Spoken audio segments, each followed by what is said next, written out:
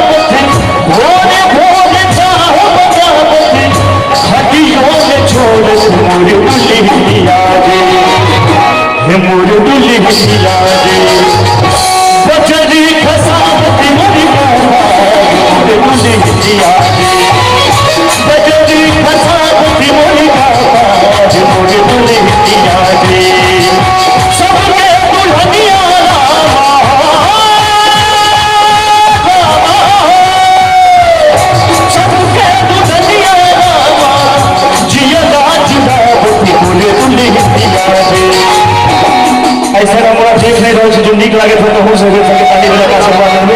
हम बोली दुली सिया जी बचदी खसामती मोरी बाबा दुली सिया जी बचदी खसामती मोरी बाबा दुली सिया जी।